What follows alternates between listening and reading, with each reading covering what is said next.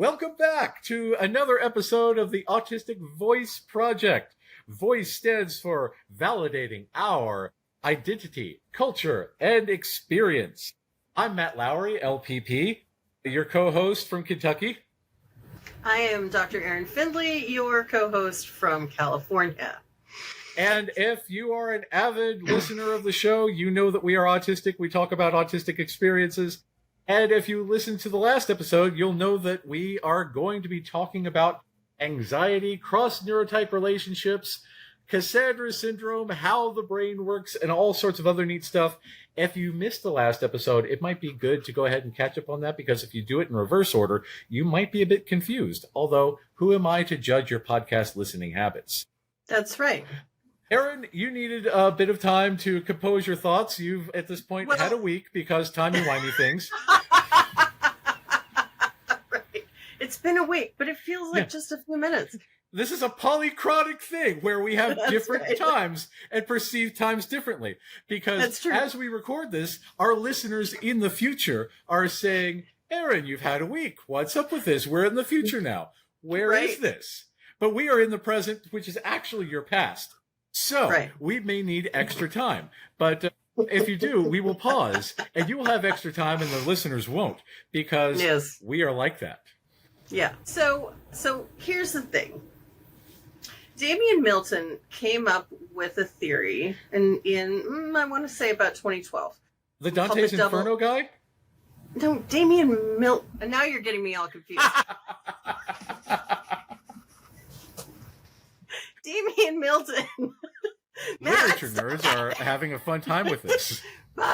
Milton, who is an autistic psychologist, I think? Yes, he is. In the UK, he came up with a theory to replace theory of mind called the double empathy problem. And what is theory of mind again? Theory of mind is the idea that autistic people cannot understand. Well, let me back up. Theory of mind, because precise and pedantic, is globally speaking the idea that we as humans need to understand the perspectives and viewpoints of other humans. And it's the idea that humans are capable of that. Okay? Of mind stuff has been applied to autistic people in a very ableist and disableist manner.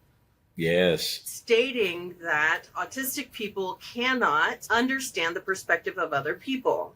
We can't put ourselves in somebody else's shoes, which is complete bullcrap. Because it would be very unhelpful in our roles, in a therapy perspective, to be unable to do that. Right. So Damian Milton came up with a better explanation of what's happening, which is the double empathy problem. And the double empathy problem, in a nutshell, is the idea that people with different social signaling styles tend to misunderstand each other. And it's called double because it's a problem that happens on both sides, right? So it's not a single direction the autistic person fails to recognize what's happening in the neurotypical person or the allistic person, but the allistic person does everything perfectly. Double empathy problem says, no, the signals don't meet. They're going like this, right? And so there's more of a likelihood that those things, with those social communications, will actually be missed and misunderstood. Like you were saying about the time thing, that people don't understand that other people perceive time differently. And if we don't know how we think, it makes it difficult to understand how other people think, and that other people might think differently than we think. Hence the need for communication. You think? So the idea and experience of allistic people who are married to autistic people who feel victimized by the autistic person being autistic. Oh my. Oh, what a shame. Why did they marry an autistic person if they didn't want to have the autism? That's a different question. And I can't answer that question. But what I can tell you is, and I want to be very clear here, the Cassandra syndrome is completely wrong and off base. And that's good to clarify. And I have a lot of empathy for the people who are suffering because they're in relationships where they and their autistic partner don't function well. Okay? Yeah. Because I'm certain that those autistic partners are not functioning or having a happy, satisfying relationship either. Right? Yeah. So one of the fundamental problems with the Cassandra syndrome is it centered the allistic person as the person who is right and the person who is being harmed, right? Yeah. And completely disregards the experience of the autistic partner and the needs of the autistic partner. The broken weirdo, as they say. Or the broken weirdo, right? Yeah. Because the dynamic is all about my autistic partner does all of these things, and I wish they would just stop and basically be not autistic, right? Yeah. And instead of coming into the conversation with a deep respect for your nervous system has needs, just like my nervous system has needs, and let's find out how we can meet our nervous system's needs together and or with support, right? That's the healthy approach, right? Interdependence, where each partner takes care of the other in ways Healthy interdependence. In ways that are understood and appreciated by each partner respectively. Correct. And it decenters and in fact discards the idea of either person's style being right or anybody's style being right for that matter, right? Because that sounds invalidating.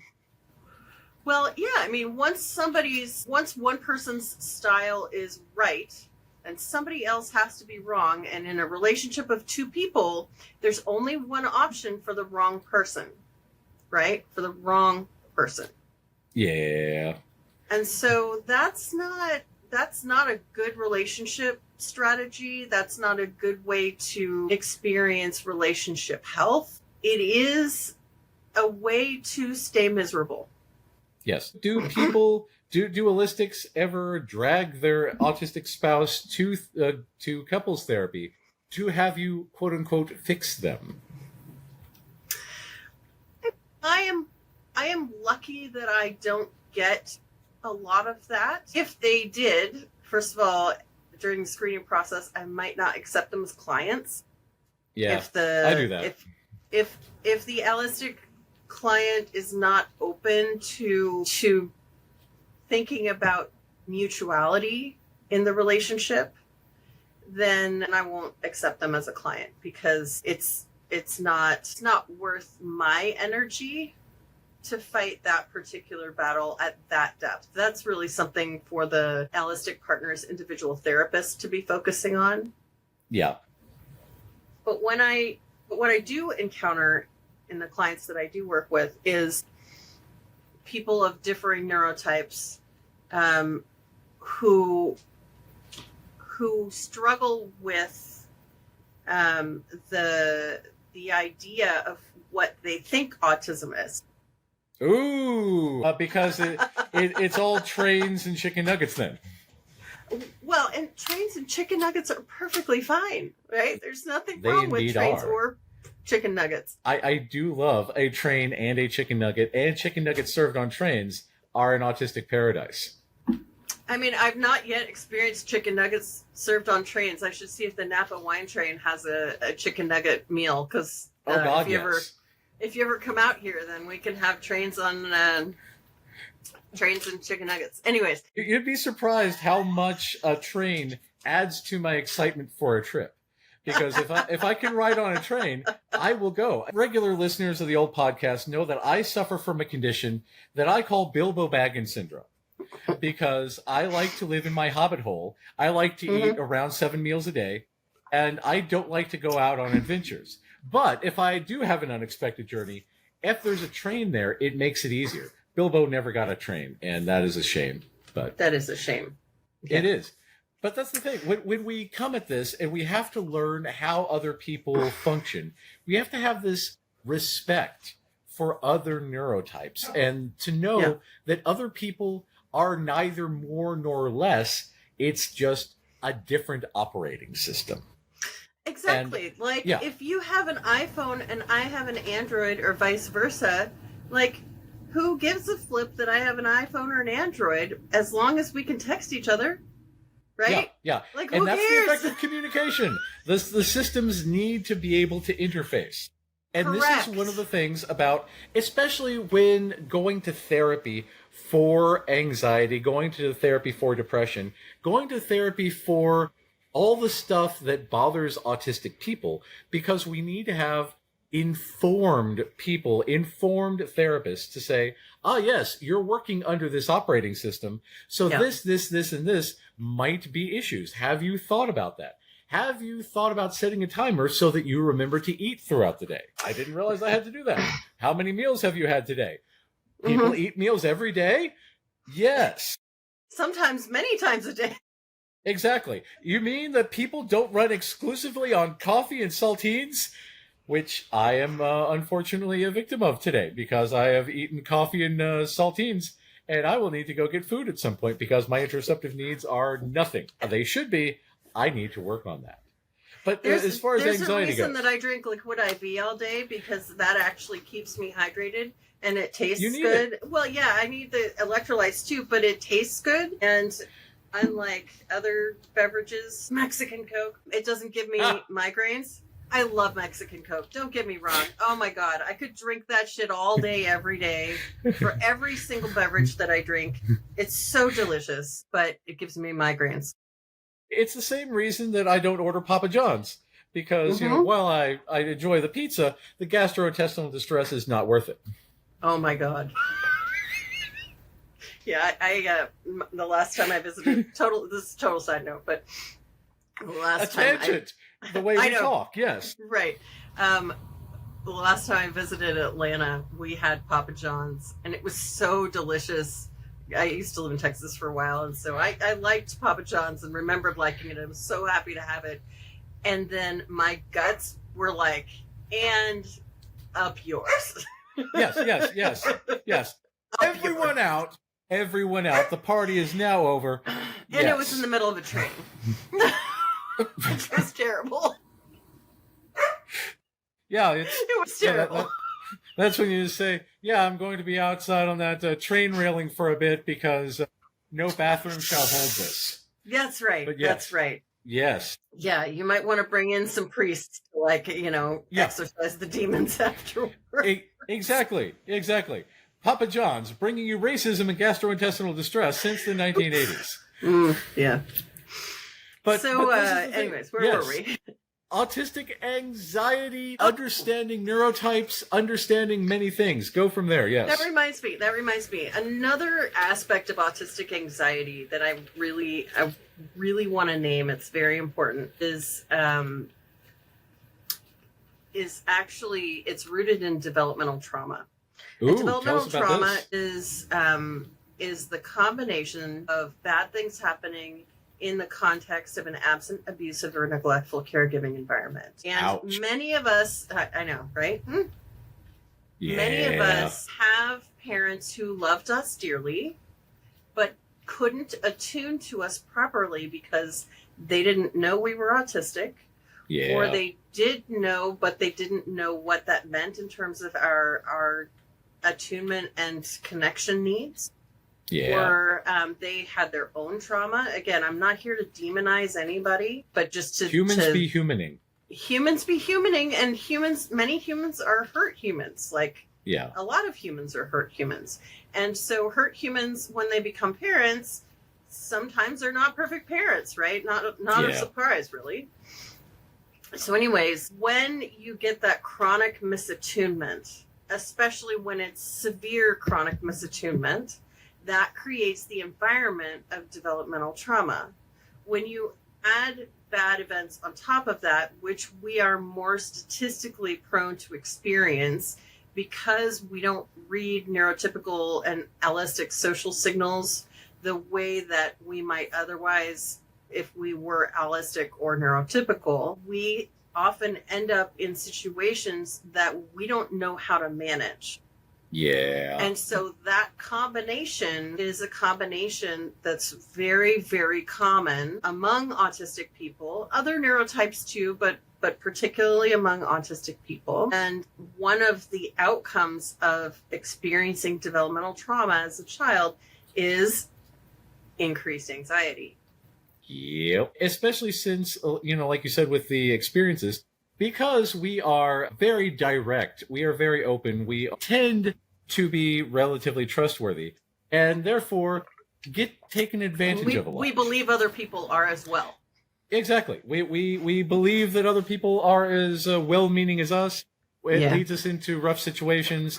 The latest statistics show that 94% of autistic women are sexually assaulted before the age of 18. Yeah. And we end up in, I don't know, doing a podcast with somebody who takes advantage of you. Can't imagine if that's ever happened to anyone. But, Breathe, Matthew. Yeah. And this is a thing, because we learn that the world is a dangerous place, and therefore, in order to survive the world, we do what we think is adaptive. We think that we're learning from our mistakes and we're making good choices in order to avoid these negative things in the future, but they might actually be what we call maladaptive. Maladaptive means they're adaptive. Tell us about this. They're adaptive in the moment. I just want to again Tell be us. precise / pedantic, whatever. This is the way. This is the way. It's maladaptive in our current lives, but at the time that developed, it was absolutely needed for our survival. And this is something I tell my clients 100 times out of 100. Your mind and body does not create a defense for no reason, right? Yes. We don't create defenses we don't need. So whatever those defenses were, whatever those strategies were, whatever the rules were that got into that rule book, we needed that at the time. The problem comes in when those rules, strategies, defenses, whatever you want to call them, get applied in different circumstances where they actually don't fit. Then they cause us harm. Because you craft a certain tool to work in a certain situation. And it works great in that situation. It helps you get out of the jam. But you can't use that tool in a different situation because it doesn't apply. But that's the only tool that you have. Right. Especially when you don't have anybody teaching you better tools or healthier tools. Ooh. Which, if again, only there was some sort of... Those human parents are not going to be teaching us those. The ones who are, injured and perhaps developmentally traumatized themselves. Yes. Anyways, and you were saying. Yes. That makes up a tricky thing because, again, because of our amygdala, because of our adverse life experiences, because of... You've heard the word amygdala before. Neat. Oh, yeah. Being a psychologist and all. How about that? Yeah. Small world.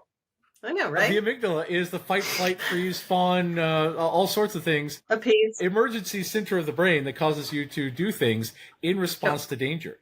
And we have a hyperdense, hyperconnected amygdala that makes us more likely to be traumatized by stuff that would not traumatize a neurotypical person. And because of all these adverse experiences, because of all these big emotions, because of the amygdala, because of all of these things, this can actually accidentally create a generational sort of issue where parents pass along messages that might not be as helpful as they would be otherwise because they didn't know any better. And that happens in allistic people too. It does. But again, it's something that gets magnified, I think, for autistic people. Because everything for us is, more intense. I mean, we're lightning rods and magnifiers. Yeah. And this is the thing, because for the longest time, again, it was taught that we are robots that have no emotions, that we are stoic, I do not stalwarts. know what you are talking about. Yeah. We need to talk about Murderbot. Oh my God, yes. But we'll save that for another episode because we're running low on time for today. But man, Murderbot's such a great show, such a great series of books. But anyway, yes, it's one of those things where you learn the patterns. And if you've been told that your emotions are too big, you shut them down. because it's a survival mechanism. It's an adaptive strategy. If you say that, people don't respond well to you being sad when they hurt you, you don't let them see you be sad. You don't let them see you, deal with all these things. And because of alexithymia is a condition where we don't necessarily respond to our meat body signals. And no, that's our meat interoception. Sorry, alexithymia. But where we don't respond to the emotions, the feelings. Tell us about the difference between feelings and emotions. Okay. Interoception is the ability to sense inside of our bodies, right? And so when we're experiencing a sensation like your tight gut, or maybe your chest feels heavy, or maybe you're hungry, right? Like an easy interoceptive cue that many of us, but not all of us, recognize is the need to go to the bathroom. And we may not recognize it super early, but eventually at some point, many of us recognize that. But those are all interoceptive cues. Emotions and connecting language to emotions, and the difficulty with connecting language to emotions, that's alexithymia. Tell us about that, because that can be a problem for us. Because, for instance, I have difficulty telling whether or not I'm worried that I'm going to be abandoned, or I just ate Papa John's. Right. And so if that's the case, in a situation where you'd actually had Papa John's, I mean, the first criteria would be like, did you have Papa John's? Because if you didn't have Papa John's, then we can, eliminate that branch of the logic tree. That's the first question I ask any patient upon coming in. Yeah, just to make sure. Yeah, we screen out a lot of stuff that way. And if you did, the bathroom's there. Yeah. Poor Papa John's. But let's say you did have Papa John's, and also something happened that made you sort of in that difficult to recognize space. It might be that you're struggling to recognize what the sensations are that are happening in your body. That would be more of an interoceptive leaning issue. It might be something where your emotional appraisal of the situation is at more active, and you can't put words to it, and you can't identify the concept that goes with the word, or it doesn't quite fit. And this, a lot of times people who are alexithymic, often it's also a language specificity issue, like yes, or they don't realize that they're experiencing multiple emotions, and so they're trying to identify what they're experiencing when in fact it's more like a salad bowl of emotions. Right? I use the gummy bear metaphor, whereas one emotion might be happiness, one emotion might be sadness, one might be ennui. Look that one up. Might be. I know what ennui means. Oh well, yeah. The listeners. I'm speaking to you, my favorite listener, my good friend, my podcast listener. You are the only one. Yeah, but yes. So, but we have our gummy bears. Yeah, our gummy bears are melted together into an amorphous, multi-flavor, multicolored gummy that it takes us a while to chew and to chew and to chew and finally to digest, because it's all mixed together. And this goes in with our need to have extra processing time to sort out the ambiguous blob of feelings and thoughts and everything that resides within us. Right. Well, and it also goes back to what I was talking about last time about the, the 72 DPI versus the 1200 DPI, right? Yes. When we're taking in 1200 DPI data, right, we've got so much more data to sift through. We do. Versus the 72 DPI where you're like getting the gist of it, right?